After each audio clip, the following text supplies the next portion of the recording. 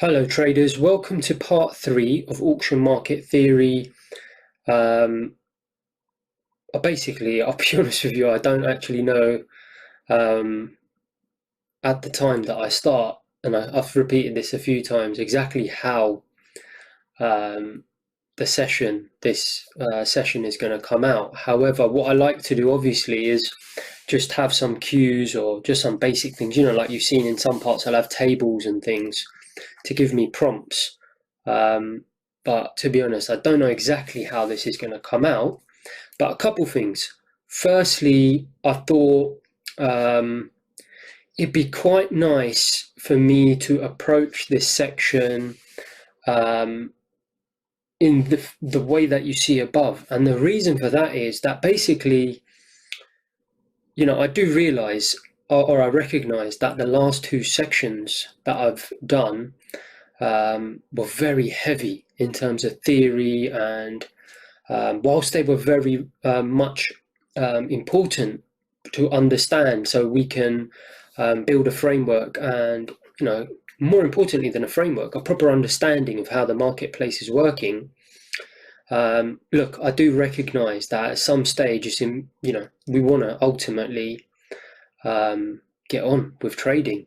So what I've done is I've decided that I'm going to bring in the E-mini S&P. I'm going to, and I'm telling you this at the start so you don't, I know what it's like with a lot of theory. It can be easy to switch off. So I just want to tell you right at the start that, look, stick with this, because the way I'm going to do this balance versus imbalance is I'm actually going to bring in today's S&P 500. So it's today's market. I'm not looking back at a different market or historically. But to do that, I thought the best way to do it is first we start off theoretical. So we do a little recap of how it should work in theory. Then we look at everyday goods that you traded, goods and services. Obviously, services I'm not really going to look at, but it's the same concept. I'm going to look at the couple of the goods that we saw before, and then I'm going to switch up gears and I'm going to show you the exact same thing. So we're going to start with balance. I'm going to show you balance in theory, balance in a traded good that we're used to seeing as a consumer. All the things I talked about in the table in the last section, so traded goods and services being more supply driven, dominated, and then we're going to look at how that relates to the actual market. So we're going to get on with that. And also I thought I'd take the opportunity to say that look, this is really coming towards the end now of the theoretical part of the course. There will be obviously bits of theory, but in terms of the heavy theory, this is pretty much it. So stick with me. That's what I'm telling you now, because I want to give you something to look forward to, because I know it's hard work to obviously go through this intensive theory phase without actually being on the charts, because you're so used to doing things the way that you've been taught. If assuming you've come from a retail background, I know some of you will have been in from an institutional background or sector, and you may be used to some of this. But either way, people want to get on charts, I understand, but it's important to do this. But kind of dangling the carrot to keep you concentrated. I just want to let you know that really we're getting very close now towards the end of the theory. There's just going to be this, although I'm bringing in the S&P, obviously, as in the real market. You're going to see it in this, and believe me, to me it's exciting. I can't wait to show you, because I did a little recording of the S&P today, and I'm thinking, yeah, this is going to be really something that they will enjoy. I hope so. Anyway, I certainly think you will.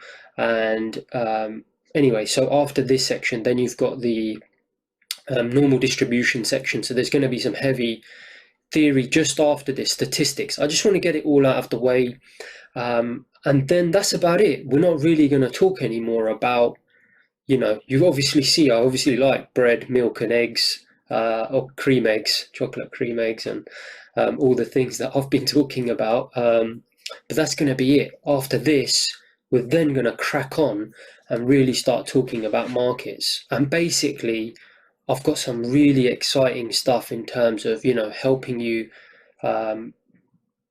apply some of this directly to the market, looking for trading opportunities. So look, stick with me, that's all to come.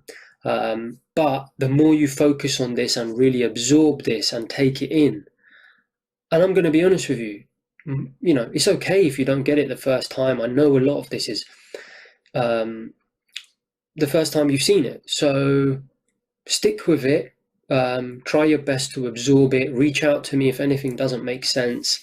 And but don't really skip it, is what I'm saying. Don't just skip it and go on to the sections that, even though I haven't built it at this moment in time, obviously I know I'm going to build some really amazing sections where I add in some sort of strategy ideas that obviously I was taught in a proprietary trading firm and some of my own ones.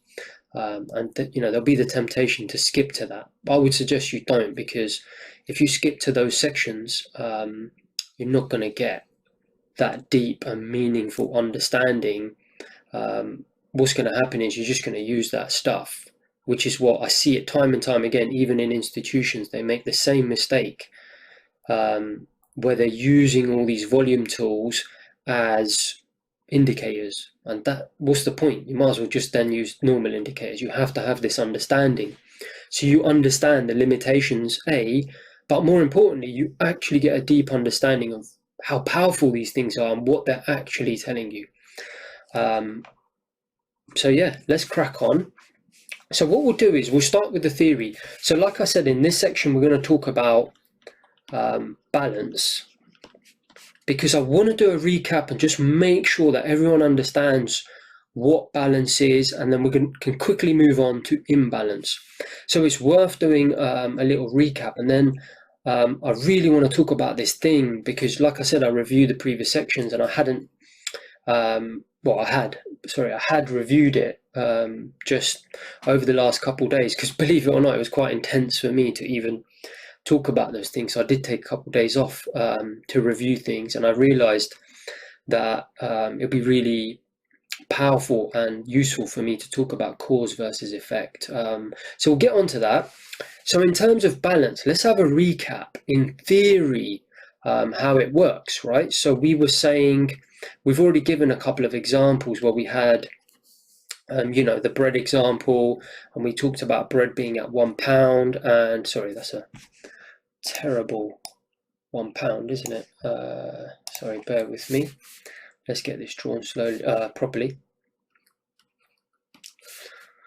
Okay, and we said over time that the price would fluctuate. Again, it's supply dominated, however, so these numbers may not be exactly the same as what I've given previously, but the concept is identical. So I've put £1.5 here, £1.10, and that's the price. So as we know, generally the price will be £1.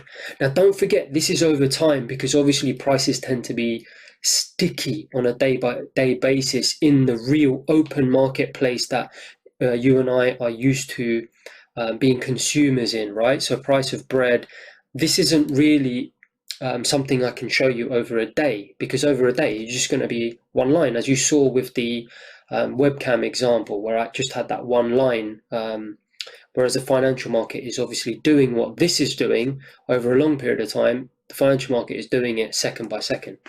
But put that out of your mind and just try and picture exactly what's going on here, and understand that it is the same process, but it's just happening, as I said, much quicker, in a much more efficient manner in the financial market, because there's so much supply and competition, as we've already discussed previously. So what will generally happen, as we said, is the market will generally start at £1, and it will fluctuate, won't it, between these prices.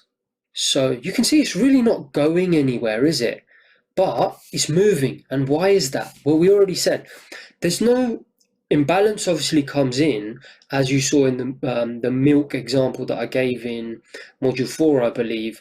Imbalance happens, i.e. structural shifts in balance to different places, when there's fundamental changes in the underlying market, like production, all the fundamentals. Same thing in financial markets. When you get a big shift in interest rates, or you get the Federal Reserve making announcements about what their future expectations are of inflation, interest rates, jobs numbers, fundamental shifts in the economy will obviously drive balance in the financial markets.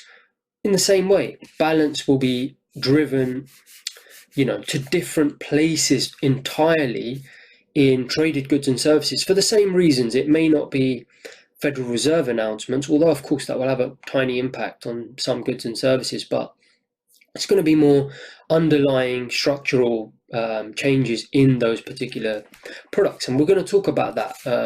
But here, I just want you to understand, I'm just talking about gyrations around the current price. So why does that happen? We talked about it before already. Is suppliers doing what? Changing prices, right? It's at £1 and it could be Tesco, and they'll go and test the market according to.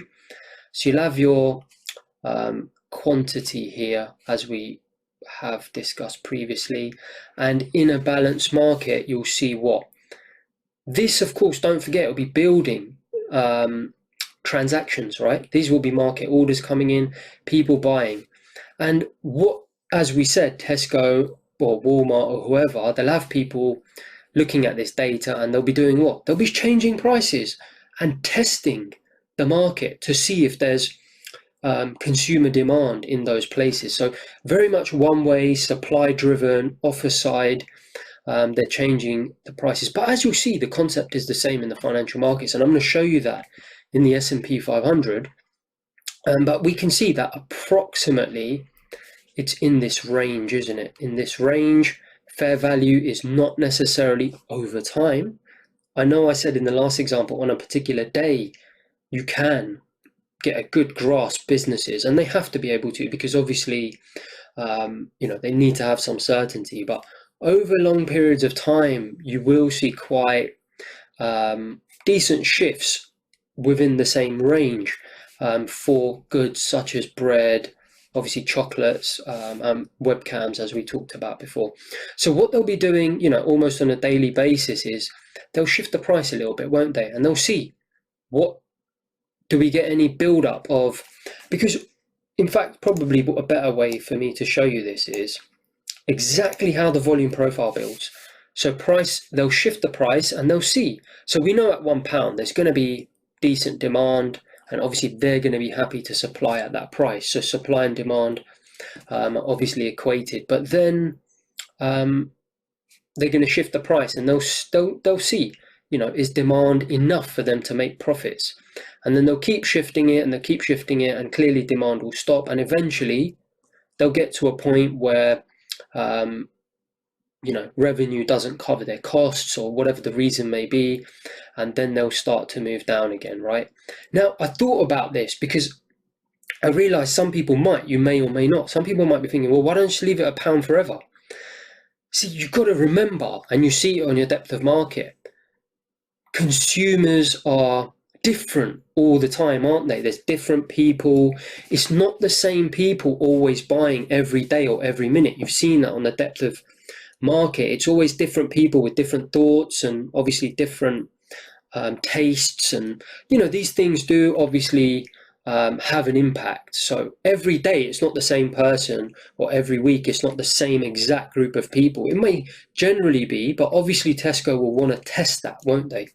So they'll be doing these price shifts essentially, and all they're doing is they're just testing the market, right? And then they'll be doing the same on the other side. And so you've got to remember, the profile isn't already there. It's building as this happens, right? It's building. So you see the profile, and then that will give them a rough idea of, okay, over time, that's where the bulk of our demand is, and that's why we should be testing within that range. Now, hopefully that makes sense, and we are going to look at that for real. In fact, why don't we do that? And then I want to come on to this cause and effect. So I'm just going to bring up the bread. Okay, so you've got bread here. Now let me just, make that a bit less messy for you so you can actually see that. So you can see there's been a shift over the past couple of years, but let's just ignore that for now. It's irrelevant. The point is, over a significant period of time from 2012 to 2017, late 2017, almost 5 years, you can see that. Now this is Amazon, that essentially, now the thing is, you've got to realize how lucky you are, because Amazon, we don't see this data, right? We just see this price, but Amazon have this data internally. As this is moving, obviously they have a profile, and we've discussed this to death, so I'm not going to keep saying the same point in depth, but it's important that I keep repeating it for those of you that maybe just need just that little bit of extra reminding until you get that aha moment. But hopefully you're seeing it, that every time they're just shifting it, they're testing. So this is where I want to bring in the cause and effect, right? So we've looked at it on a theoretical basis. We've now seen a real example of balance. And I'm going to show you on the E-mini S&P as well. But what it is I talked a lot about people not understanding how fierce the competition is, and obviously things about indicators and why volume is so important. One thing I haven't talked about in the entire course yet is this, and it's cause versus effect. And I know I keep saying it, but you've got to remember, this is an incredibly complex endeavor or field you're getting into. And don't get me wrong, I'm not saying it's the most complex thing, but it's one of the most complex things out there. So there's not only one factor that's going to be very, very crucial that you understand. There's several. And cause versus effect, honestly, I cannot stress how important this concept is of cause versus effect. And I'm not trying to, again, I always say this, but it's important I say it because I want you to understand. I'm not trying to treat anyone as a child like I'm lecturing them. I want you to understand I'm saying this because, I want to help you so badly. You don't understand, like, the amount of nonsense I see out there. That's why I'm saying it in the way I'm going to say it, because I really want you to get it. That's why. So what I want you to do is, if you can, and you don't mind, because I think it'll be good for you, because I did this, I want you to spend a few days with, if you can, with no markets and no learning, and think about this cause versus effect phenomenon. Because it took me a while, and when I realized it, I actually stopped. I'll be honest with you, I stopped trading for a little while. Not because I wasn't making money, I was doing okay, but because I wanted to really take some time out to make sure that my brain registered this thing. And I don't know if someone told me this or not, but it was many years ago that it clicked for me. And I think someone did actually say something to me along the lines of that you don't actually understand how much is going on off the chart that is driving the chart. So I kind of knew, but I never really understood just how much was going on the chart until I got off the chart. And I'll tell you why, because obviously I was on a depth of market for a long time, and I didn't even look at charts.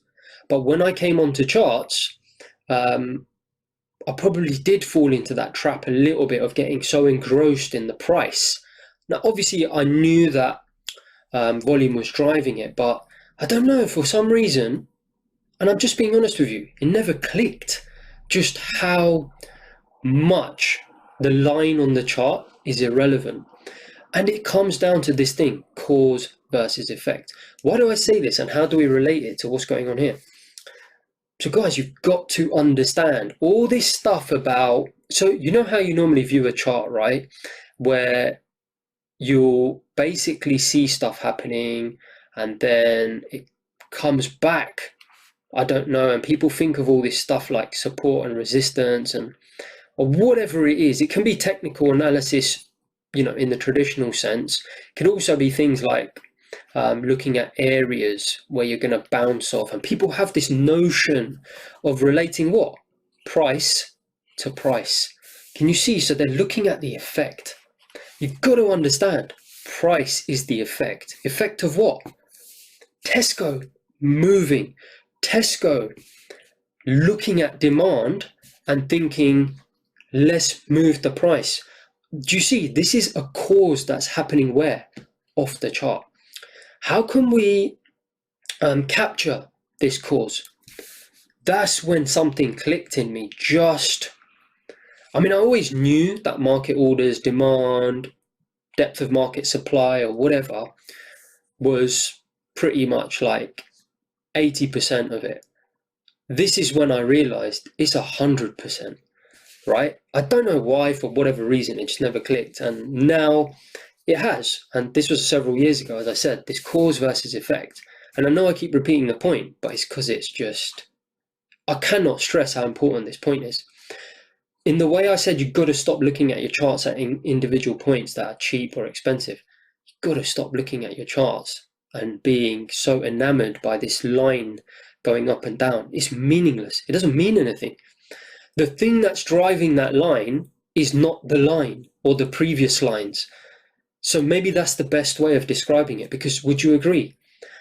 As traders, we're so used to seeing what's gone on historically on our chart and relating moves to what's going on, previously, right? No one can deny that. They look at things like this going on, market goes up and then coming down, right? And they look at this and then they think that, guys,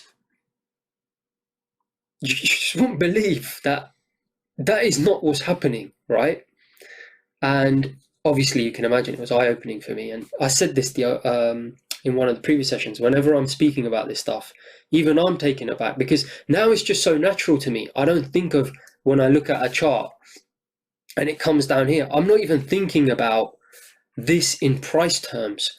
I don't look at, what is going on the chart versus what's happened before on the chart in terms of price. I'm looking at it in terms of value. Why? Because value is the cause, isn't it? What's causing Tesco to change these prices?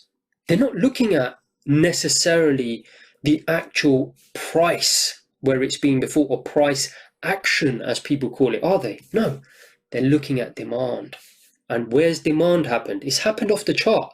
People going and buying things, people doing things on the depth of market. Is that happening in the chart? No, it's not. It's happening off the chart. So what is the chart then? The chart is just the effect of that. Can you see that? This is why I say, if you get it straight away, fine. But, for me, I liked it. I liked the thought of taking a few days away, because it was so like this unbelievable moment a few years ago, where I talked about, I was pretty stagnant. I think, a couple years after I left investment banking, and I was taking outright risk, and I did okay. And then I said there was this period where, I had a few realizations and my equity curve really went up. And I'm sorry, I hope you don't mind me talking about these things. I hope you can see that it's really genuine when I talk to you about these things, and I'm saying it to really help you, because I feel like if I share these things with you as a professional trader, then it brings it to life and really gives it some meaning, because it's actually happened, these things that I tell you. So I highly recommend you go away and really think about how you perceive the chart, and try to really move away from looking at a chart as price versus price. So previous price versus price, and really start thinking of it as value in terms of market orders, real people, basically. Things that are happening on the chart are really just the repercussions of value, or people doing things in the moment, which you obviously see that raw data. That's why a lot of traders, it's maybe not so much recently, but obviously algorithms are very profitable. Algorithm doesn't look at a chart, does it? Think about it. What is an algorithm actually doing? The most unbelievably profitable algorithms in the world, they're not using charts. They're just using raw data. I know this because obviously I know people who program algorithms, and I speak to them all the time, and they're all looking at volume profile. I can assure you that every single profitable algorithm in the world, bar none, is looking at volume at every single level. Why is that? Because that's the cause, right, of what's happening on your chart. So stop looking at charts in that way. I know I haven't said it before. It's just because over the last 2 days, as I was thinking about things, I knew I wanted to bring it in at some stage. I just thought, what a wonderful opportunity to do this whilst I'm just recapping balance. Because the danger is people, when they go away, they'll think this blasts out, it comes back and it's bouncing here because of the chart. It's not. It's real people that have transacted here before. Tesco obviously are looking at this data and thinking, let's change our price because of behavior that happened in real life, right? If you think about it, when you go to buy bread, you don't take your chart with you. You're not doing anything on a chart. It's happening off the chart. Yeah, the effect, the consequence of your behavior can be depicted on a chart. But what is that? It's nothing. It's just a line. It's ink. Okay? So I hope you get that, and I hope you don't mind me repeating that point a few times. I just thought it's a great time for me to bring in cause versus effect. So let's move on anyway. So we've said that, this balancing happens because obviously suppliers are testing consumer demand or market orders over time, just to obviously flex and see if there's demand at certain price points and whether that brings them profit. So this means that over a period of time, it's very difficult, obviously, to pinpoint one price. But so, as I said before, we're no longer going to do that. We're going to start looking at price as a range of prices. Okay, so how do we actually measure this range? That's what the next theoretical section is going to be about. However, at least we have to acknowledge that there is a range and there's not one particular price. So what I'd like to do is, I'm just going to quickly show you one more example of balance. Okay, and I'm probably going to do your head in because I'm going to talk about this cause and effect a lot because it's really crucial. Because obviously when I see, especially retail traders and, I'm not criticizing retail traders. I know the education is bad, and that's why I'm here. And, hopefully all of you become professional traders. So don't think I'm criticizing you or anyone else in any way. It's just the reality that when I see retail traders think of things, they're always, you can imagine, it makes me laugh when they say to me, oh, price is bouncing here because price did this before. Well, it didn't. It's just ink. Why is it bouncing there? Because that's where there was consumer demand before, which happened off the chart. So, and I'm going to show you why this is really important when we talk about the S&P, because I'm going to show you how I use volume profile, and this cause and effect is incredibly important. But let's look at Cadbury's Cream Egg, box of 48. But it could be a box of anything. I'm just messing around. I just arbitrarily picked that. But can you see, so between 2017 and 2020, the last 3 years, what's price actually done is fluctuated. Amazon have obviously done what? They flexed it according to obviously how much revenue they feel they can generate at different price points. So again, supplier driven. And don't forget, this formed over time again, right? So at the very early days, this profile was very thin like this. And as consumer orders came in at every different price level, it obviously built up, right? So obviously that, hopefully that's obvious, and you'll forgive my terrible drawing and know exactly what I'm trying to get at. It's developing over time as it fluctuates. And so we can never really say, we can say it, as I said previously, over maybe a day or a week or whatever, that the price was £20. But over time, it's very difficult for us. We can't say, over the last 3 years, the price of a Cadbury's Cream Egg has been £20. It hasn't. It's been basically some sort of area, isn't it, between here and here. And again, that's something we're going to look at. And again, to repeat the point, broken record, don't forget, this is just ink, right, on a chart. What's actually happening here is Amazon are making decisions based on market orders, and that's causing this to go up. The effect is what? Just a dot on my chart. So, I hope you can almost laugh now at all these people that you see on social media, and no disrespect to them. I think they're probably great people. But when it comes to markets, and I'm sure they're not doing it intentionally, but they just don't realize that all this thing they talk about, oh, the market will turn here because of some line going through because of previous price action here. It's a terrible example, but you know what I mean. Coming back more to what I showed here, when people are doing this type of analysis and they say, oh, it's turning here because there's been some basically bit of ink on my chart, you can see it's completely ridiculous. They have no idea what was actually going on here. Was there volume here, or actually was there volume, or actually was the cause that would drive obviously prices in the marketplace, was it actually here, but you just can't see it?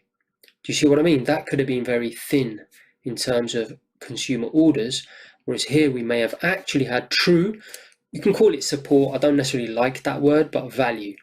So actually this is meaningless here. It's when it comes down here, price is likely to change. Why? Because that's where real people will be looking at consumer demand in the real market. And I'll show you how, obviously in the financial market, market orders will be algorithms and people who obviously transact, professionals. They'll be looking more at this. They won't necessarily look at this. So just to repeat the point, obviously when I was on depth of market, like I said, I never even had a chart. To me, it was meaningless. And you saw this. Do you remember the pound dollar example I did in module 4? I was just reading it off the depth of market. Yeah, there was a chart there, but I didn't really care too much about it. I was doing what? I was reading the volume. Do you remember when I was watching it build up? If you don't, go back and have a look at that example. That is pure cause. I'm looking at cause. I don't care about the effect. I care about cause. Okay, so I'm going to show you how to develop that thinking, but I would highly suggest after this section is finished that you think about that a little bit until you actually come to the conclusion yourself, because I don't want you just to take my word on things. Okay, and if you don't, contact me. We can have a chat about it. I love talking about markets. I'm happy to go through it with you. But that's entirely your choice. But yeah, I don't want you to feel alone and think, I'm lost. I don't really understand. This is too much. Always reach out to me. I love trying to help people reach this understanding, because for me, you can imagine, it's fascinating, because I don't know many people in the world that understand markets how they should be understood. So, the more people I can get to really understand it properly, it's a beautiful thing for me. So what I'm going to do is I'm going to stop jabbering now, and I'm actually going to finally bring in the same example of balance, but I'm going to show you this on the E-mini S&P. Okay, so I'll see you in 1 second. Okay, so what I've got here, I've brought up the E-mini S&P 500, which you should be used to, because obviously I provided you with a depth of market, and you may have played with it around, and I think I did a small example on the footprint, although I did suggest don't go and look at the footprint, but if you did, then you would have seen I did a nice little example showing the E-mini S&P. But look, it doesn't matter whether you saw this or you just stuck to the treasuries. In fact, I prefer it that you stuck to the treasuries. The concept is identical. So if you don't mind, I'm just going to maximize this so we can all see it properly. And luckily today, in the marketplace was actually a balanced market in the S&P 500, and so it's a bit of luck really. And I thought, but to be fair, the E-mini generally is a very balanced marketplace, day to day anyway, intraday, and there's many reasons for that, but I won't get into that now. But it was nice because I can show you a balanced market, so you can see what happened today. So again, we don't care about individual price points. I'm not going to keep repeating what I said in the last 2 sections. Obviously, we've discussed it to death, really, that individual price points don't matter. And over the day to day, do you remember I talked about the webcam example? I can't remember, £105 or something. I said, Amazon can say, in their P&L or in the board meetings, yeah, today £105, we made this much. Can you see it's very difficult in a financial market, because obviously it's closing opportunities in the moment where you talk about individual prices, as I said. So what do we want to do? We want to kind of just generally look at the market today and think, okay, it's generally been where? In a balanced range. Look, every time it came out, it went up. Every time it came out, it went up. Every time it came out here, it came down. Every time it came out here, it came down. Every time it went down, it came up.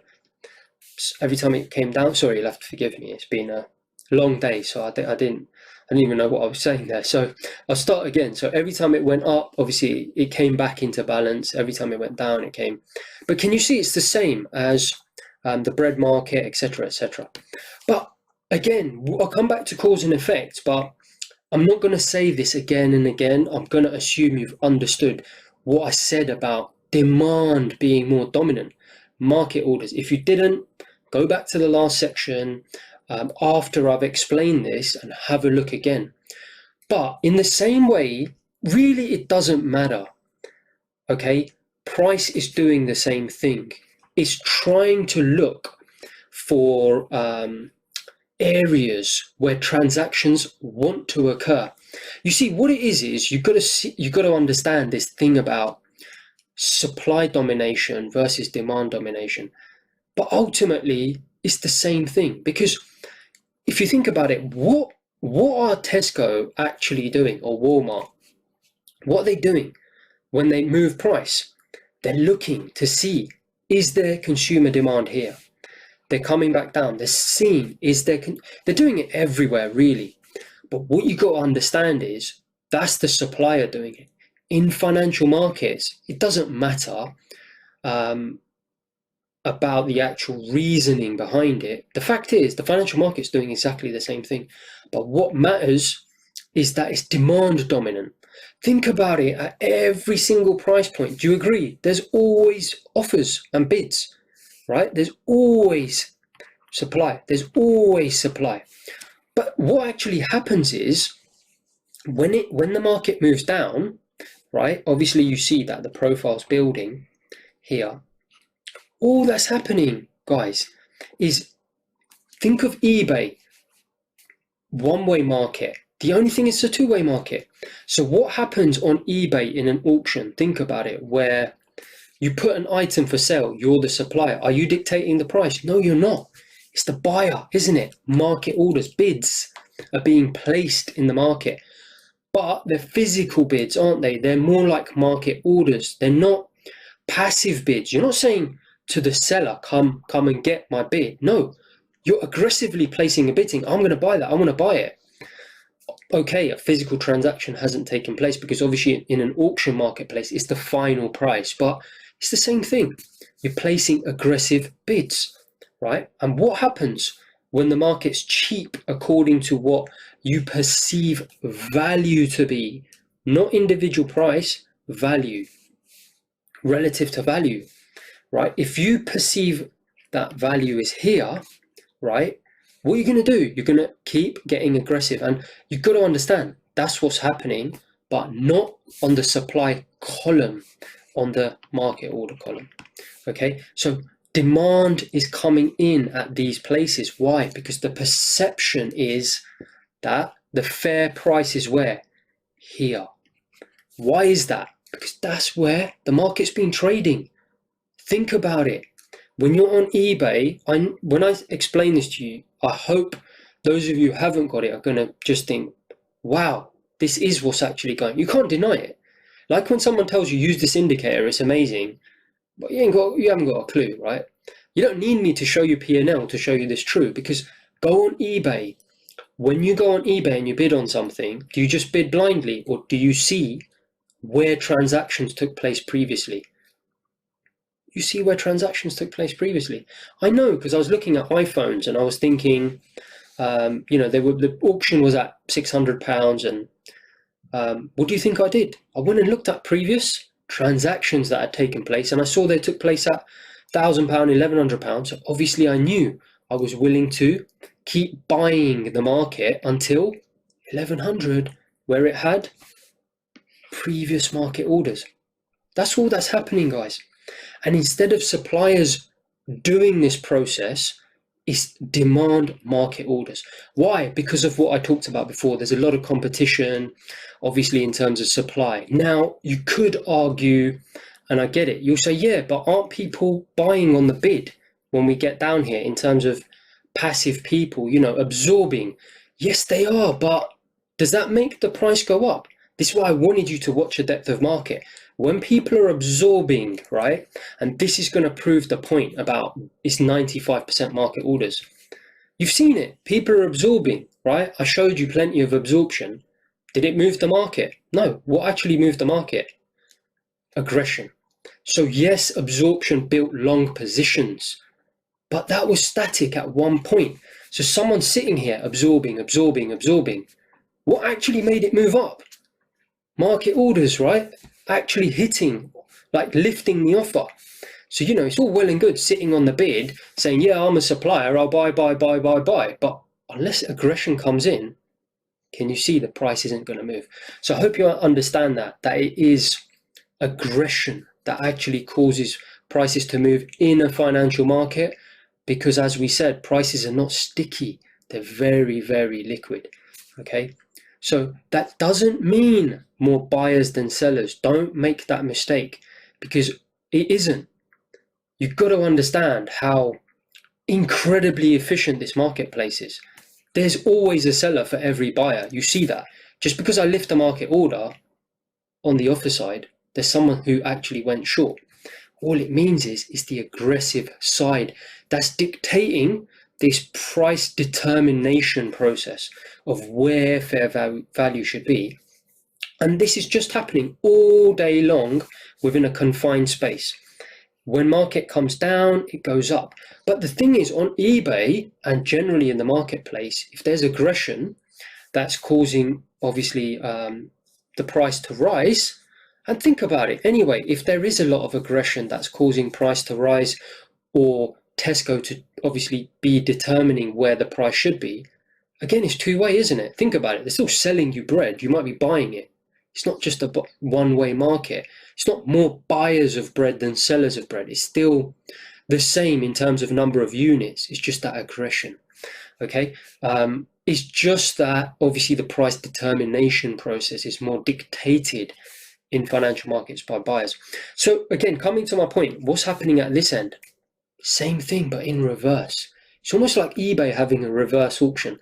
The thing is, people find this hard to grasp because obviously in real life, it's very unique to financial markets where you have this very liquid and aggressive two-way process. It can happen in some wholesale markets, but obviously structurally it's slightly different. As you saw in the banana market, it does happen. But structurally, because of price stickiness and things that are well beyond the scope of this course. I mean, at the end of the day, it's not even relevant, I'll be honest with you. But it is a fact that is slightly different. I discussed it in the last section, but essentially all that's happening is this aggression going up is happening in reverse. And it's just got to understand, guys, that's the cause. And what's the effect? This little black thing that you see going up and down, this actual price line or candles or whatever you call them, nonsense, ridiculous. So you can imagine you're almost laughing because I said to you, when you're on eBay and you're sitting at 600, right? You've aggressively done what?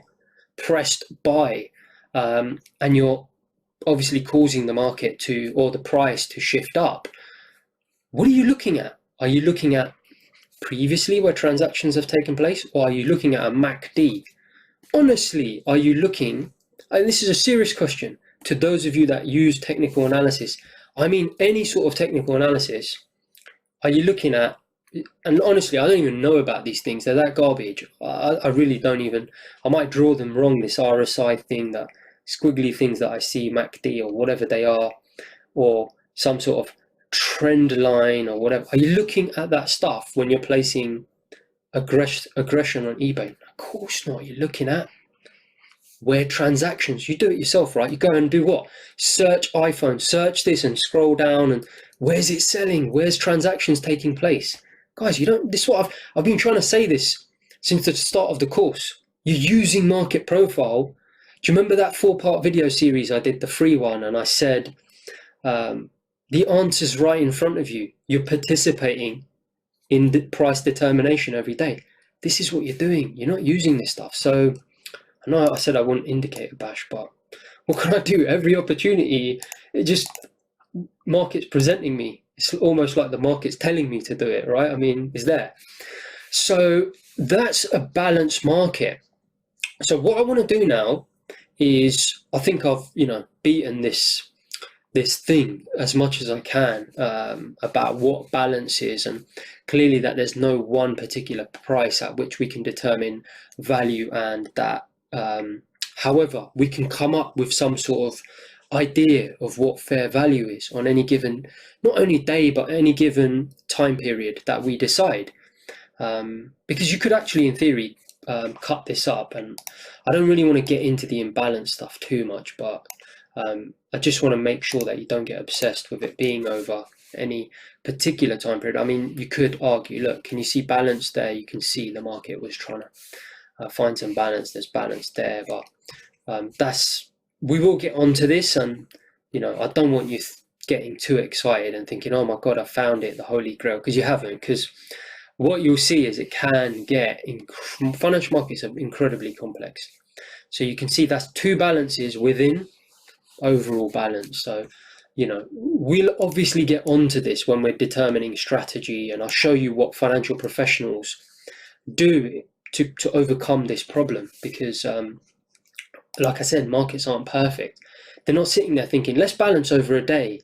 No, they're doing what on earth they want, because they're obviously efficient price determination entities, almost some sort of entity in themselves, but determining by buyers and sellers, obviously actions, and supply and demand, obviously trying to meet at all times. But so what I'm going to do is I'm going to show you basically how this works now, in terms of, and this is a really exciting moment for me, and I hope it is for you when you see this. I'm going to show you the transition now from depth of market to a chart, and how basically we start to determine this area of value. Okay, so I know I keep repeating the point, but I'm sure you'd rather I do it too many times than not enough times. So let's go back to this point. And we said that some way, we know lots of transactions took place here. We know in this approximate area that value is, but how do we determine this area? How do we know it's not this area? How do we know it's not this area, as in this area here? How do we know it's not this area here? How do we know it's not, sorry, and I hope you see what I'm doing here. How do we know it's not, and in fact, let me just do that again, because that's incredibly messy.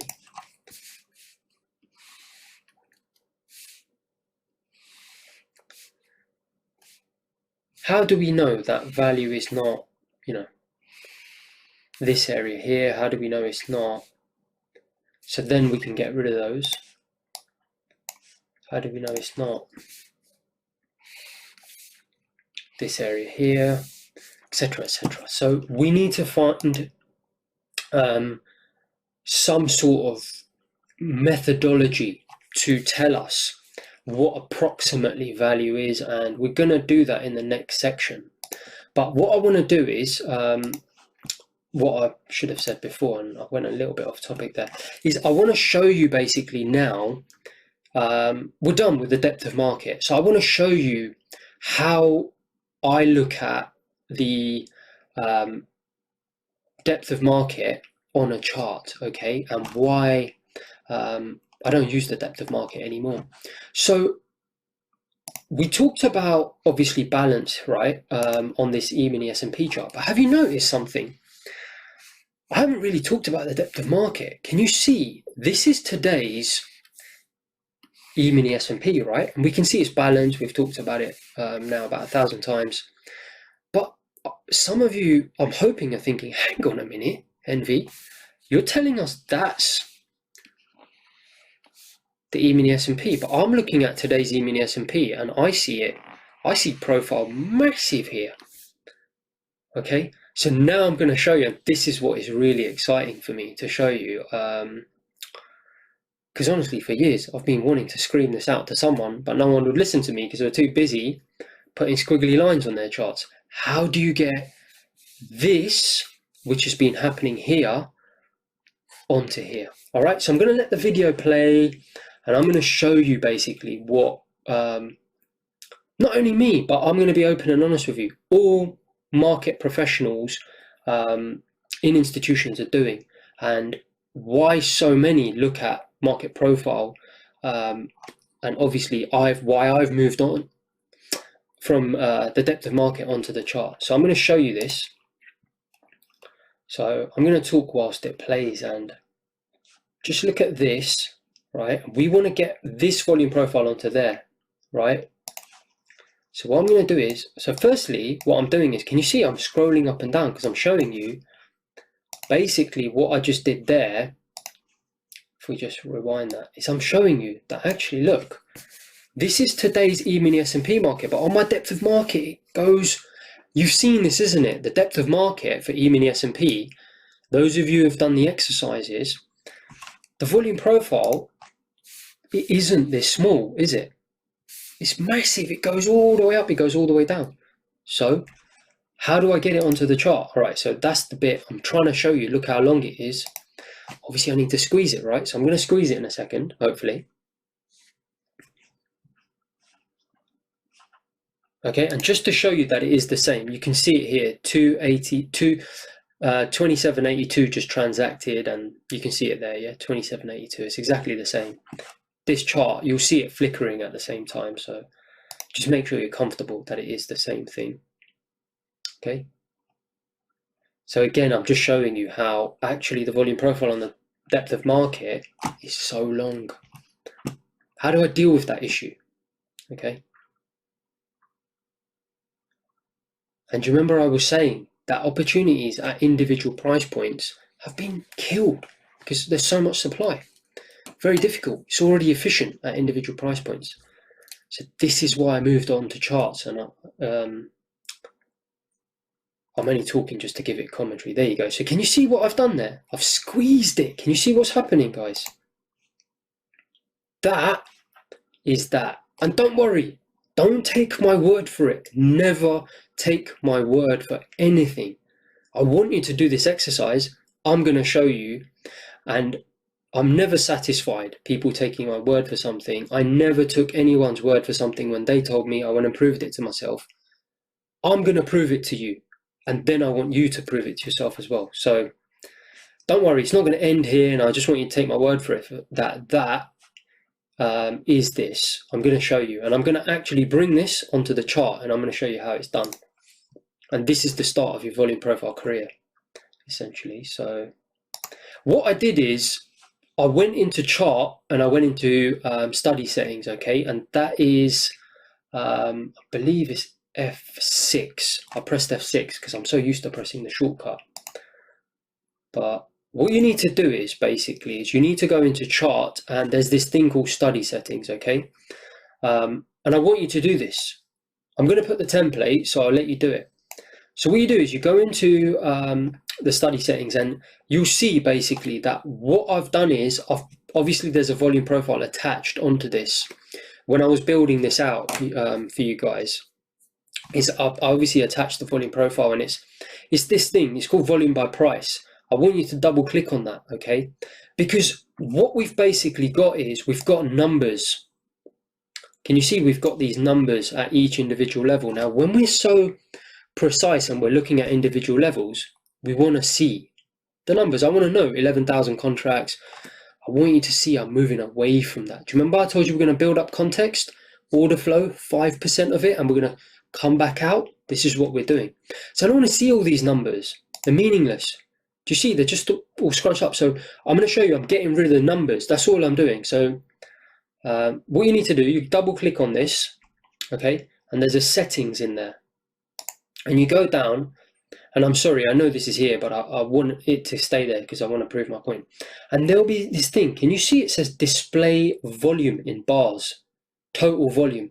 I want you to get rid of that and put nothing or whatever it is, I can't remember exactly. There you go, it's none. Do you see that? I changed it to none, from total volume to none, and you're going to see all these numbers disappear. All it is just no longer telling me the exact number of contracts. Press play. Okay, do you see that? It's gone.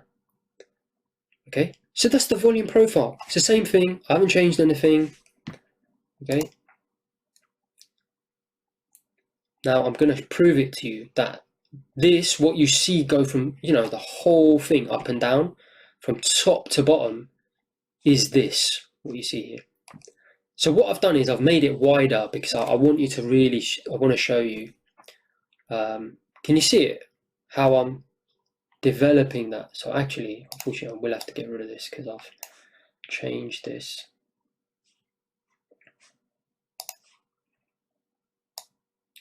And let me rewind this. Actually, this may be, like I said, I don't script any of this, so I don't actually know if this will look annoying. Oops, did actually go a little bit further than I wanted it to.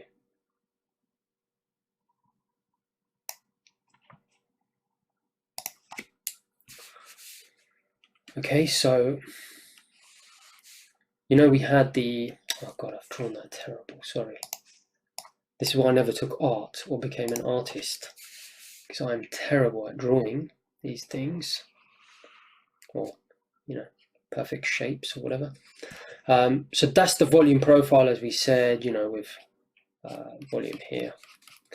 Transactions, market orders, as you should know. Right, so what I'm going to do next is I'm going to bring this onto my chart. Okay, so that's what I said. Big moment, guys. This is the first part of your volume profile career. So it should be an exciting moment for you, but I'm going to show you how I did that. So again, I brought chart studies, which is F6. So it's, instead of going here chart, you go onto the graph, obviously, because now we're on the graph. Now we need to click on chart. And look, if it isn't, don't worry, I'm trying not to be too precise because I want you to get a feel for Sierra chart. I want you to see how amazing this thing is.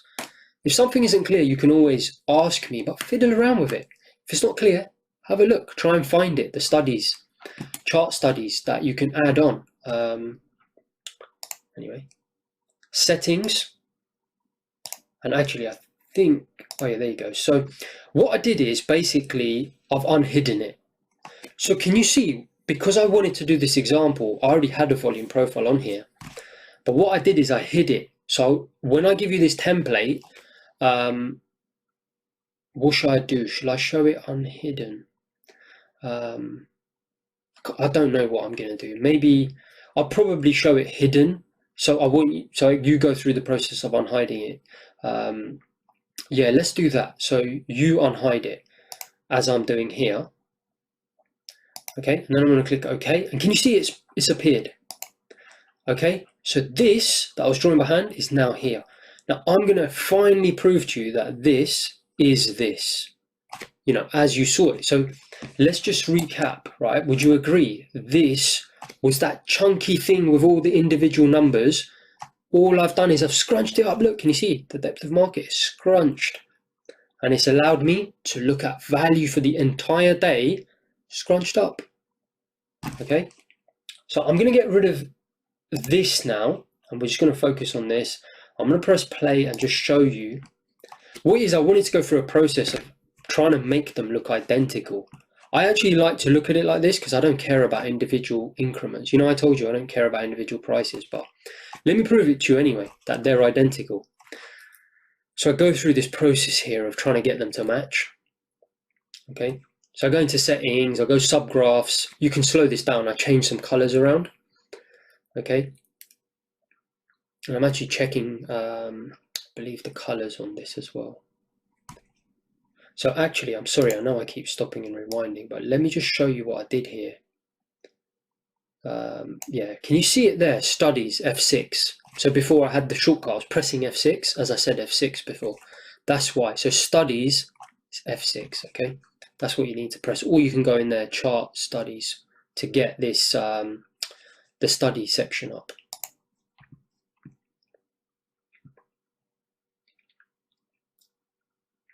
Okay, so I'm just checking the colors basically there. So I'm just checking what's the colors, and so I can match it and actually just double check and show you.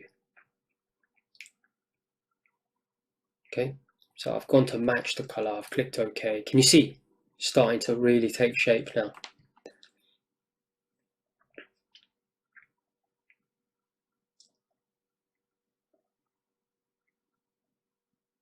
Okay, I think we're pretty much there.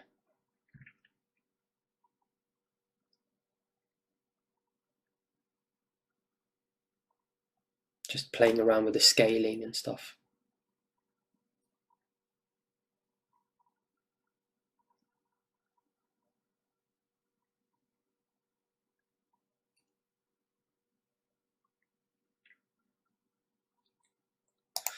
All right, so that's where I stopped. So can you see, look, it's exactly the same. Yeah, you can see it's identical. There, it's exactly the same. So all that's happened is, this is the depth of market. This is the depth of market, right? This is why I had you guys on. And if you don't understand that, that means you haven't done the foundation course. If you've done the foundation course and done all the exercises and you still don't understand that, contact me. We will talk and I'll do my best to help you understand it. But if you haven't done the exercises, then you need to do the exercises. Otherwise, it's not going to make sense to you. That, I don't want you to think, oh, there's a tool here and we can add. No, forget about that. I want you to be thinking, this is the depth of market, as in the market order transactions that have taken place. Today, Envy's put it on a chart. Why am I doing that? Because what did I say? We're not interested in individual price levels. I want to look at the market the way I've just been describing for the last 4 hours in Unit 1 and Unit 2. I want to look at value over some sort of period of time. Okay? Do you agree? When I had the depth of market widened out, I couldn't do that, could I? I couldn't pick nice areas. I'm not a dome trader anymore, right? I like to trade value on a chart because, as I said, I've now transitioned. I talked a lot about this in the intro section. I've transitioned from someone who's looking at this on a very minutiae basis to actually starting to understand the market. And in fact, my understanding of the market is infinitely better now because I actually understand the market from an entire perspective. Why? Because I've now started to come out of the individual price levels. The only way you're going to do that is what? By looking at fair value over the whole day rather than just looking at little pockets. So what I've done is, as you can see, I've moved that onto there. I'm not really interested in this anymore because I can see this, and instead of wasting my time staring at this thing for hours on end, I can just see straight away what's been going on throughout the day here. 10 years ago, yeah, I would have wanted to see the supply as well. I've already said it umpteen times, we don't need to see the supply. So what we're going to do is basically, I think, unless I'm mistaken, this is one of the last times I'm ever going to show the depth of market. So, you know, big moment. You know, we've now got this amazing transactional data that Amazon have in their systems, that Tesco have in their systems. We've now doing the same thing that proper businesses are doing. We've got transactional data and we're going to use that, right, to determine now where the market sees fair value. And final point, whilst I've got the depth of market here, so actually what I did is I was looking at the depth of market, I'll be honest with you, and you can imagine I didn't want to do this because I've shown absorption and aggression already, haven't I? Guys, I can assure you, when I was watching the depth of market earlier, when the market was coming into this area, this area, this area, and look, it's been doing it here, and I can tell you the market did actually end up finishing the day here. There was a major absorption going on here, major absorption going on here. But again, I agree, absorption is happening on the supply side. And obviously we've got people on the sell side sitting here. Does that move the market? No, it doesn't.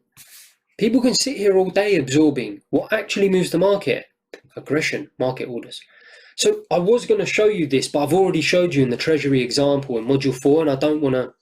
And I was observing it, and it was taking, you can see here, it was quite a long period of time, about 45 minutes. I don't really want to spend 45 minutes sitting here, but you know, you'll have to take my word for it. You can do it if you want to, but you'll see in these areas, you'll see a lot of absorption on the offer side, and then you'll see aggression coming in the same way you saw me fading the tops in the Treasury market. So exactly the same thing was happening in these areas, and then obviously down here as well. You've got to understand, algorithms are reading this. They couldn't care less about this little black line that you see here. It's irrelevant. They don't care. They understand. The majority of transactions have taken place here. Whenever we get down here, it's cheap relative to fair value. Whenever we get here, it's expensive relative to fair value. Okay, it's cheap, it's expensive. It's a two-way market. Same thing we spoke about, you know, like the eBay thing happening here, but obviously it's two-way. And that's all the depth of market is doing, is people are looking at this. They're looking at transactional data in the same way you and I, we're on the depth of market when we're trading on eBay. We're looking at transactional data. It's the same thing, right? We're not really necessarily interested in this dot, the effect. We're interested in the cause, right? Which is this. So what I'm going to do is I'm going to really show you how important this is by actually showing you how I look at volume profiles. So you might be thinking, why do I keep going on about this squiggly line not being important, as in price itself, the way I talked about, don't look at price versus price, look at value, because I'm going to show you, I literally remove price from my chart. And, you know, this is going to be really eye-opening for you. And I just want to show you, I basically walk the walk. I don't just talk the talk. I mean, yeah, I produce obviously returns and stuff, but also in terms of when I'm telling you something, I'm doing it myself. So let me just finish off this video and show you how I do that, because I want you to do that as well. So I'm going to blank this out. Let's just watch this process. So what I'm going to do is, we're done. Depth of market, we're done. So I'm going to get rid of the depth of market. And I don't like the way the depth of market has these little increments here. I don't need it anymore because I'm on a chart. And I'll show you that, why that is. Because I'm really zooming out now. Like I said, I'm trying to determine value. So I'm changing it back. Can you see I've got rid of these little increments? I don't want it. It's too distracting. I'm just looking very roughly at where value is. And now what I'm going to do, I'm going to maximize it, guys. And I'm actually going to delete the price. Okay. Because what it is, this allows me now to look at value across time. So I'm going to delete the price. Then we're going to start talking about balance versus imbalance, because you can see here where we're going with this. I've got other profiles, other days' depths of markets. You can see on the depth of market, people who are trading depth of market, they don't see this. They're not looking at previous days. I'm going to show you they're absolutely crucial. So what I'm doing here, sorry, I know I love to talk, don't I? It's markets. I love markets. I could talk about them all day. What it is basically to change this and make it, no, in fact, I'm sorry, you know, this is how unscripted this stuff is. I haven't actually watched this video back. I just remember what I did. I circled that for a reason, but you'll see why when we get to the imbalance section. What I'm going to do is, I hope that's what I'm going to do. This graph draw type, I'm going to change it to blank because I want to get rid of these. So let's just do that. Yeah, blank. Okay, so this is basically end of the balance bit, and we're going to now move on to the imbalance. But my point is this. Hopefully a lot of you are like, oh, Envy makes sense now why he's telling us about all that stuff about the price versus price is irrelevant. Guys, where's the price? I want you to understand how you've been fooled. You've been brainwashed by all this crap you've been told about price bouncing at previous price. Guys, it doesn't, okay? Price bounces at value, previous value. The same way I kept talking about eBay, you've got to understand this is happening over time. So this is balance. Look, there's balance on this day here. There's balance here and almost overlapping.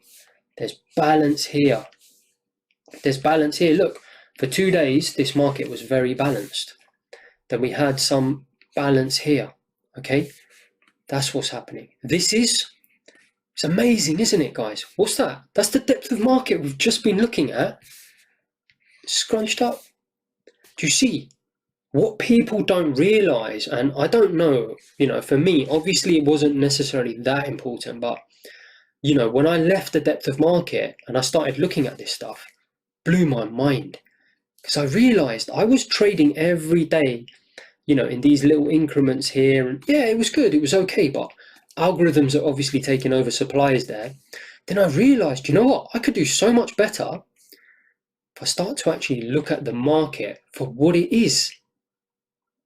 It's just value shifting all the time. We're getting a little bit more into imbalance here, but and I know I keep jumping around between measuring value and imbalance, but because what it is we're actually going to go into imbalance first, and then what we're going to do is I'm going to show you how institutions actually measure this line, because as I said before, and I know this is getting quite long, I want to just finish off with it imbalance, and probably sounds like I'm jumping around a bit, but problem is if I scripted this, it wouldn't be as good, I can assure you, as what I'm telling you right now, because the way I'm telling you this is the way that I trade it, right? And if I did too much research scripting, it just wouldn't come out right. So please forgive me for going on and on and on, but I hope that you can see it's for your benefit and you're actually finding it useful to hear me constantly say this. But how do we know whether value ends there or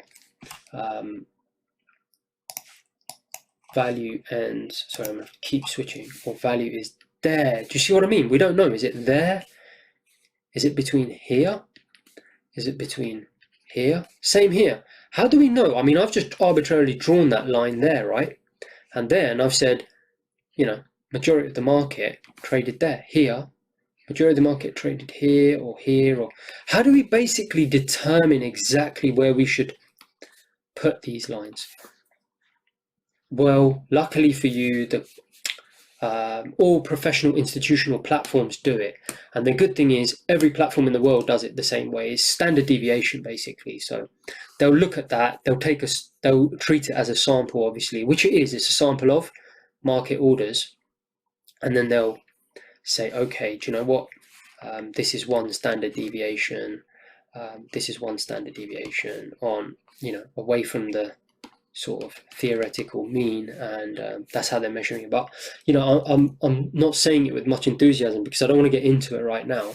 I just want you to know that we are gonna come up with ways of measuring where, regardless of what price is done, because we don't know exactly where we should put fair value, this area.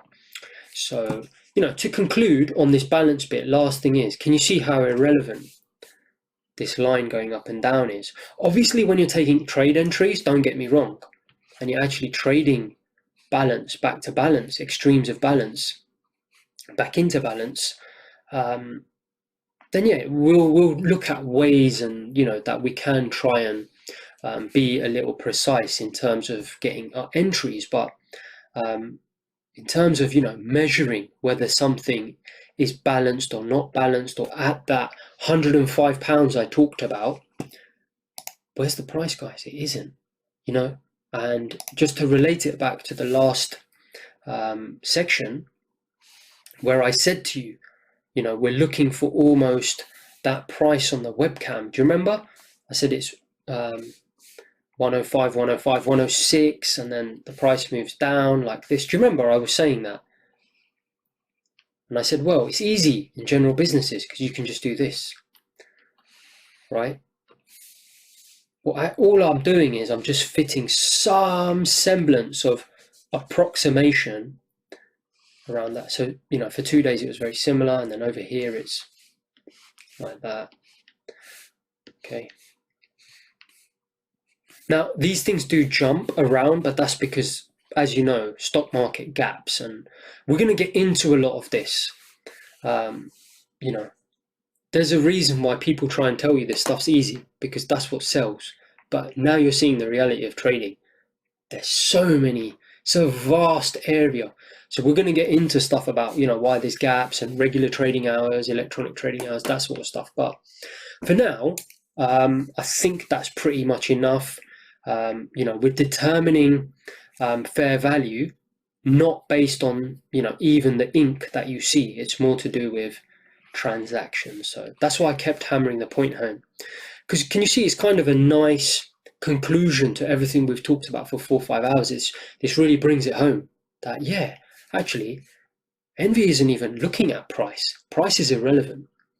So I really hope this is like some sort of wow moment for you, where you're going to stop looking at your chart as even price. You're going to try and determine without price where is value for the day. Okay, so now we're going to just quickly go to imbalance, and then we'll be done with this section, and then we can look at how do we actually determine where to put these lines in terms of, and what are they? How do we measure it? How are institutions measuring fair value? And then we'll come back to this. All right, guys, so I'll see you on the next slide. So sorry, one final point that I just remembered that I forgot to make was about this cause versus effect. So basically, what are you seeing here? You're seeing the cause, right? So each one of these is the cause. What's the effect? That's the effect, okay? Cause, cause, cause, cause. What's the effect? Okay, so sorry to keep saying it, but you need to stop looking at the effect, is what my point is, and you need to start looking at the cause, and then you've got a fighting chance of obviously making it in the business. But you can see, without looking at the cause, what have you been doing all your life whilst you've been trading? Assuming you don't look at volume profile, you've just been looking at this. Can you see how meaningless it is? You haven't been looking at where people have been transacting. So we'll definitely now move on to the next section. Okay, guys, so I just want to talk about imbalance here. I'm not going to spend too long, because if you've understood balance, you should understand imbalance. But anyway, for completion, I want to talk about it. I'm going to do the same thing, but I'm just going to do it with, you know, I mean, it's pointless me constantly going through 5 different traded goods and services. I think people get the point now. So I'm just going to talk about bread. I've done the milk already, where in module 4, if you don't remember, go back and check it, about structural changes causing imbalances. Because if you think about it, I'm not necessarily going to put prices, but so it's about £1, wasn't it?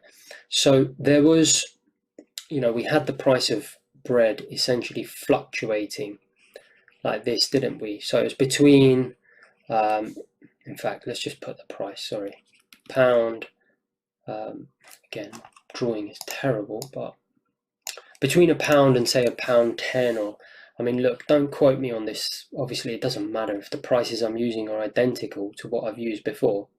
Pound and then 1.1 and 90p, right? So £1.10, etc., etc. Right, so we have this sort of fluctuation, which we've discussed to death, why supermarkets are doing that. There's not necessarily, when markets are in balance, any major structural reason. Yeah, suppliers, there's going to be some issues with suppliers. You might charge them a few p extra here and there, but that's not major structural changes. I'm talking fundamental shifts will cause this market to seek what? Fair price elsewhere. It's looking to find what? Where are people demand willing to meet supply? And that's going to happen when that change is going to happen, really, when there's major structural shifts, right? Because if you think about it, here the market's pretty happy. Suppliers and demanders, if there is such a word, buyers and sellers, pretty happy in this kind of range. This isn't what you'd call structural shifts, would you? 5p, 10p here and there. Now imagine, I'm completely making this up, by the way, it doesn't matter what it is. The government says, let's say Tesco's importing bread. I'll be honest with you, I don't know if they do that. Maybe they do, they probably do get some here, some there. I don't know the exact ins and outs of the bread market. I don't trade bread, and I'm embarrassed to admit I've never really looked this up, but and some of you may be laughing because maybe you know it, and I apologize, but I honestly don't. But it's irrelevant to make the point.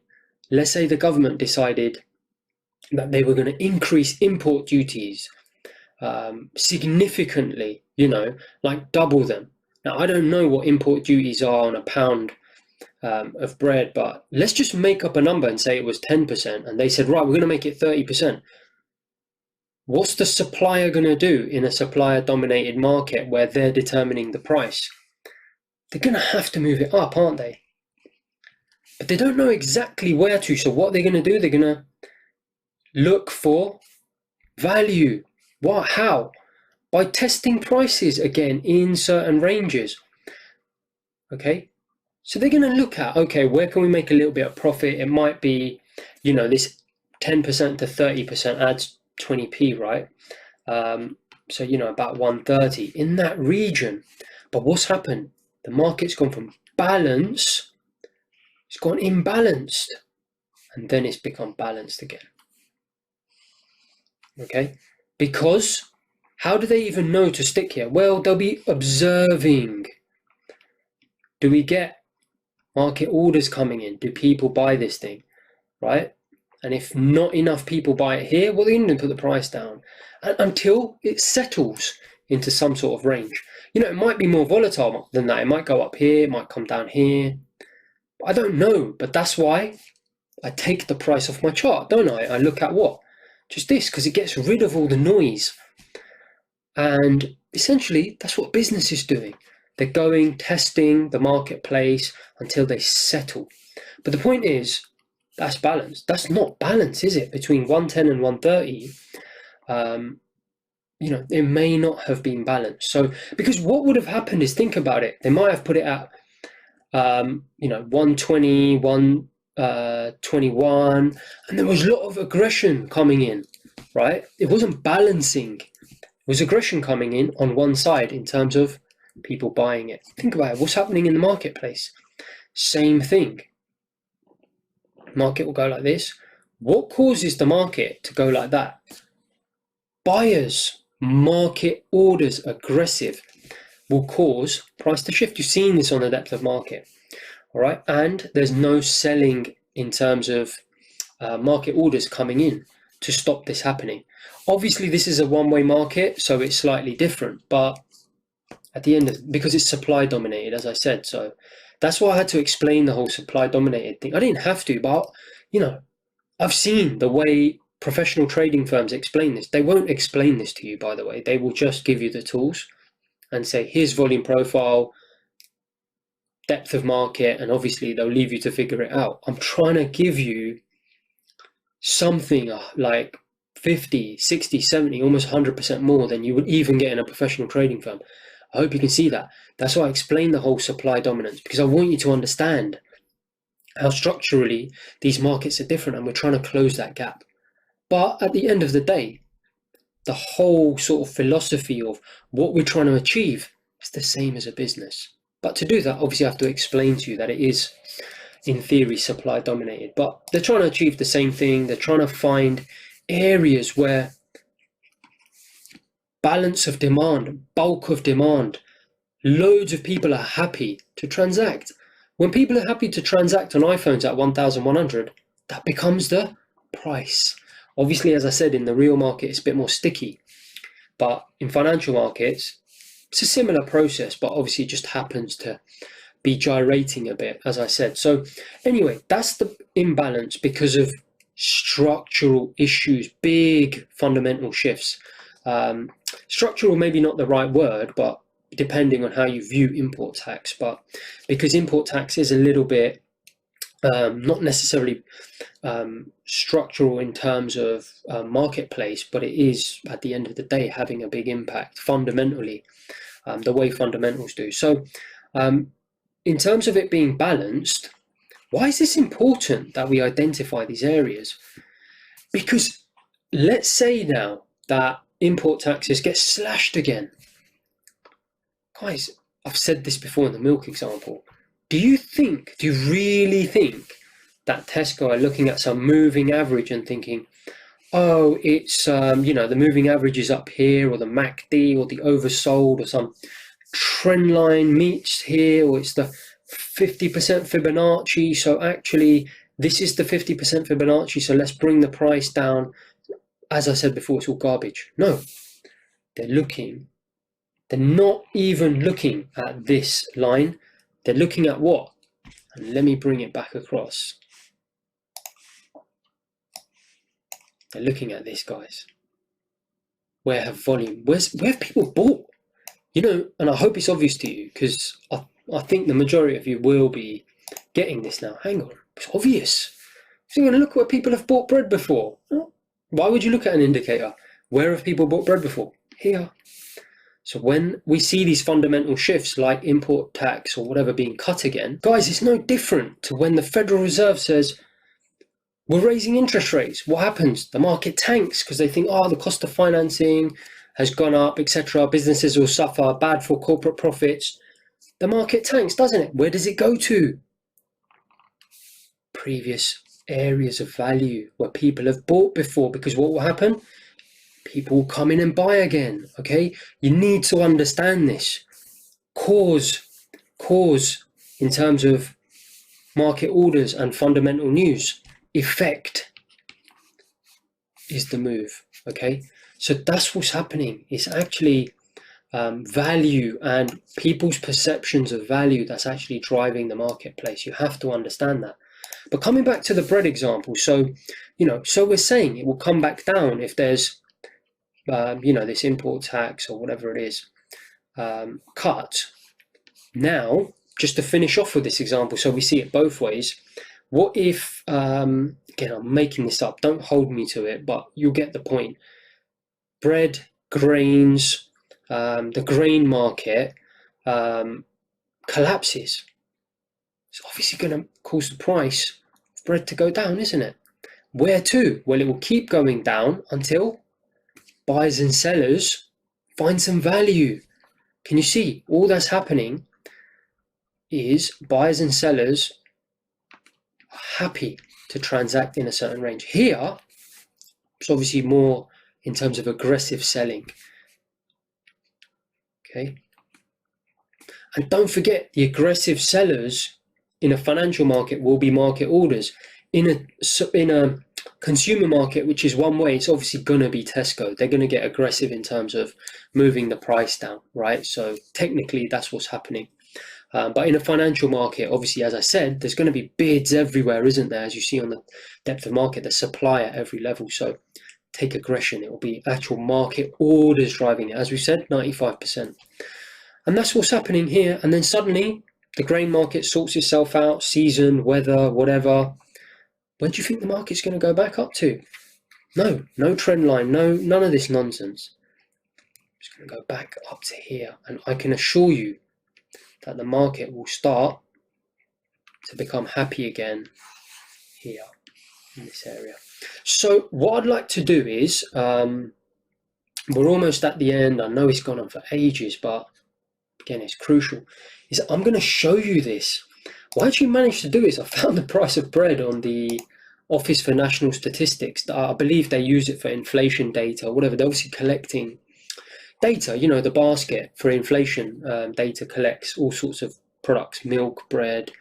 I think, I don't know what else there is. I used to actually have to, believe it or not, when I was in the investment bank, I used to look at a lot of this stuff, the basket, in terms of prices. They'll send out surveys and they'll do certain surveys of prices of bread, etc. So let me show you this here. If we go next, so what I did is I downloaded the data and I put it on a graph. So what I've got here is bread for the last 14 years. Okay, guys, what do you think? I don't know I'm not going to look. I don't want to pretend that I know the exact reasons for these shifts, but what do you think this is? Look, some sort of balance, right? That took place between 2008 to about 2 years worth. Then what happened? It went imbalanced. Something structural must have happened in this market. And then what? The market was happy, guys, to trade. You've got to understand that when you're using, and I know I keep saying it, but I really want 100% of people watching this to get it, not 99. It's not good enough. I want 100% of people to understand. When using technical indicators on a chart, you're using technical indicators on this bread market. That is how ridiculous it is. There's a structural change here, okay? The cause was what? Something that happened off the chart, fundamentally. A, B, obviously, suppliers to change price. That happened off the chart, as we said. What was the effect? This little blue line, it's just the effect, okay? And then, again, what was the cause of this line to go up and down? Transactions, right? Moving up and down. Then the structural shift that took, sorry about that. The structural shift that took place here disappeared. I could probably find out what it is. I haven't, because it's irrelevant. The point is, there was a structural shift. The market went imbalanced again and then found balance. But where? Where did it find balance? Look, same as before. You've got to understand that's what the market's doing. It's going imbalanced and it's going to seek areas where what? Buyers and sellers come back in. And typically those places tend to be where it's happened before, right? It's the obvious place for markets to go to. I really hope you can see this, because this is going to be the cornerstone of how obviously I show you that professional institutions are trading using market volume profile and market profile. But it's also how I view the market. Now, when you go to a professional institution, it may not be explained to you this way, but to be fair on them, this is what their algorithms are doing. They're looking to see, is the market balanced? Is it imbalanced? If it's imbalanced, where have we been balanced before? And don't forget, they're not looking at this blue line. They're simply looking at where have transactions taken place before. So finally, what I'm going to do is I'm going to show you this imbalance phenomenon on a real chart. Okay, this is the last time I'm going to look at things like bread and so on and so forth. I think I haven't actually done the normal distribution where we go, or the sort of value determination, where we're going to get into some theoretical statistics, which is going to get quite heavy. But once we move away from that, we're definitely not looking at anything but financial markets. But I think this is the last time we're going to look at this. But obviously what I want to do is I just want to show you imbalance on a financial market. So we'll do that now. Just bear with me whilst I bring that across. Okay guys, so I just loaded up, the same thing where we left off before when we were looking at the balanced example. And do you remember that was essentially today, which was the volume profile from today's depth of market. And these are obviously just volume profiles from previous depth of market. So what I'm going to do is I'm going to hit play. I'm going to show you how I actually look at volume profile, how I have it up, because even for me, this is it's too big. I like to see volume profiles over a bigger period of time to get a real feel for how the market is balancing and imbalancing and shifting where it sees fair value, according to obviously decisions that are going on off the chart. But we can talk a little bit about that later. But let me just hit play, because I've obviously put this template and I want you to do this. I'm going to show you how I scrunch them up, because Sierra Chart doesn't like it because it's a minute chart. You need to go into chart settings where you can hit F5. And what I've done there, can you see? I've changed it from minutes to days. Okay, so you need to change 1 day and then get rid of the minute. So it's 1 day, hit OK, and then refresh. Depending on how much data you've got loaded, I've got quite a bit of data loaded. It takes a few seconds for it to shift it into the daily data. Because think about it, when you've got a minute-based chart, it likes to give it a bit of space for all the candles. Obviously, when you're looking on a minute basis, I'm just looking at what profile for the day, essentially. So that's what it's done there. So you see this, and if you go down, you press Control and drag your mouse across, you can expand it almost. So it was a bit fiddly, as you can see. I don't want to edit this stuff out. I want you to see, you know, it can get a bit fiddly sometimes. So here I am trying to mess about, trying to get it to scale out, but it is a bit tough when you first do it, but there you go. So I got it eventually to get the scale so I can see all this data. So what this is this is really the S&P market over, you know, about the last year, and it's all the domes, essentially the daily depth of markets. Amazing, isn't it? Because how would you see that? You see, when you're on the dome, on the depth of market, this is what I say to you. I don't want you to worry about making money on the depth of market. Hopefully you can see it now. Why? I just don't look at it anymore. I'm looking at things much more powerful. I'm looking at the depth of market over periods of time. That's what I'm doing. And that's how I'm building context. You see the bottom of the triangle? We're going to build context. So I'm just adjusting it, and you can go through this process. I think I spend a few seconds just messing about, getting till I'm happy with how the scaling is. But these are just depth of markets, and you can see these are the causes. I'm moving away from the effect. I'm not interested in, you know, a bit of ink on my chart. What is it telling me? It's not telling me anything. I want to know what's driving that. What's actually causing that thing to be the effect, to move around. So I'm just messing around here. I want you guys to do the same thing as I do. I only really do this once, obviously, in a lifetime, because the rest of the time I just have it on my chart setup, eventually towards the end of the pro course. Sorry to burst your bubble, I always say, but you know, we're miles away from me showing you my complete value approach, but this is the very foundation of it. So eventually you'll see everything I look at, but you know, it's all pretty much, once it's all scaled and set up, that's it. I don't change it again. So I think I was pretty happy there. Just doing a bit of circling there to show you balances. But essentially, this is what I'm looking at, okay? It's so powerful. I can now see balance on a much broader perspective and try to start to build context. Because think about it. I can see there was balance here. And we're going to look at ways where I'll show you how to measure this. Obviously, I'm eyeballing it right now. And if the market comes up here, either I think it's going to come off it, or if it manages to get into this area, should do what? Balance in this area. Okay, so it could go imbalanced, right? As we've said, to seek.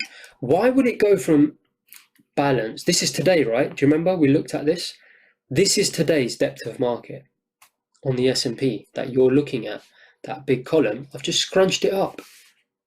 And that's it. That is today's depth of market, guys. Market orders. So it may not be the same day, obviously, when you carry out this process, but you need to realize that is today's market orders scrunched up. Why would it go in balance? Some structural shift, fundamental shift. Look, I'm going to be honest with you. I don't really care about, on a day-to-day basis anyway, you know, what necessarily is going on in terms of economic impact, because I truly believe, and my P&L shows it, that it's reflected in what? Transactional data, right? At the end of the day, if you think about it, you know, if in the open marketplace, people are willing to buy something, does it matter why the price has shifted? Or does it matter if people are actually willing to buy it? You've heard this thing about property, isn't it? You hear it all the time. People say, oh, the fair price for property is this, but then someone comes along, it doesn't matter what the fair price is. The price of property is what someone's willing to pay for it. Exact same thing. I'm not only a strong believer, I actually walk the walk, as you see. I produce real income that obviously pays for things in my life based on that thought process. So I back it up by trading that way. But we'll get a little bit into that further on. But I just want you to realize that it is those things off the chart in terms of fundamentals that are driving it, but it's also what? Real transactions. It's those two factors. So it's fundamentals, but reflected in people's buying habits, behaviors, not squiggly lines, behaviors. So it's imbalance going to balance. You see it everywhere. Look at this. Can you see 3 days of balance? Now I'm going to show you some amazing stuff, which I kind of have been shown to a little bit of an extent, but I've developed myself as well. And, that's why I say, be discreet with this stuff. I'm going to show you, how I merge these things together and really look for trading opportunities. So I know it's a lot to listen to what I'm saying, but when I come to show you trading opportunities, all this theory stuff and me talking to you is going to pay off. So you can see individual balance, but you can also see balance there. Then we shift, we go imbalanced, imbalance, imbalanced, balance, imbalance. And where did the next day go back to? Look, where previous balance was. Then it moved up. Where did it trade? Where previous balance was. Then we shifted up, imbalance. Because I admit something obviously happened here. Federal Reserve, jobs data, whatever it is. But it doesn't matter, because at the end of the day, what really matters is what are people willing to pay for 1 unit of the S&P 500, and that's reflected in what? Market orders. Okay, so we saw market orders go imbalanced, an imbalance of buyers. It's not buyers versus sellers, it's an imbalance. This is so important. I've mentioned this throughout. What's actually happening if you think about it? Why is it called an imbalance? What is it an imbalance of? Think about it for a second. It's an imbalance of market orders buyers versus market orders sellers. That is the imbalance. You see on the footprint, it's the imbalance. It's not it's not more buyers versus sellers. It's more buyers placing market orders than sellers placing market orders. Because at the end of the day, buyers placing market orders are still doing what? Someone's selling to them. So there is no buyers more than sellers. You've got to get this other myth out of your head. How many times have people told you, not only in retail circles, sometimes I hear it in institutional circles, people who don't understand the market properly saying, or you hear it on Bloomberg as well, or CNBC, more buyers than sellers. Garbage. You've seen it on the depth of market. There is no buyers versus sellers imbalance. It's market orders, isn't it? It's more aggression on the buy side, market orders, than there is aggression on the sell side. Can't say that enough. Hope you get that. That's why it's called imbalance, right? We talk about in the footprint. I don't know if you've done the footprint, but there's imbalances. It's imbalances, and then suddenly you get a balance. And what happens when market orders, in terms of buys and sells, become very balanced? You start to get what? These big chunks of volume taking place. You saw it on the treasury market. How boring was it at balanced areas? It's just a very happy market. Aggressive buyers, aggressive sellers. And how many times have I said it? I hope you can understand now why I say it. Market orders, they're all that matters. Who cares about supply? Who care about the passive side of the market? Care about aggression, because aggression is causing balance and imbalance. And look here, balance. And I'm gonna show you how I actually trade this. I do merge these together, and they become very powerful balance areas that I look for the market to get imbalanced out of and break out and go imbalanced. And I look for trading opportunities, and I'm going to show you that. And if you see here, look where the market ended up. Okay, this is an indicator. The market dropped down here. It saw that it was at the edge of balance and decided to go up. Guys, I can't tell you enough. Every single institutional algorithm is looking at this, is measuring balance and imbalance. Okay, so that's the end of balance and imbalance. That's the end of me comparing all the markets to this and that. we're just going to do normal distribution. It's going to be a bit of theory. I'm going to have to show you how these value areas, they're called value areas basically, because it's value, how it's measured by institutions. And then we're going to get straight on into developing a framework of how to trade. Okay, so I hope that was good. I know it was long, but you know, and I hope you don't mind me saying this, but I really like to share this with you, especially those of you who have watched this right to the end. You know, I was thinking about it today. I was realizing that, you know, I'm not gonna, and I hope you can see, and it's obvious not only through the statements or the audited stuff that I produce, but also through my knowledge. You can see, guys, I make much more out of this, I'm going to be frank with you, than I do from, you know, receiving income from selling these courses. But what it is I cannot tell you how, when I see, because obviously, as you know, this pro course was built, you know, I'd already had a lot of pre-orders for the foundation course before the pro course was even built. And there's been so much interest.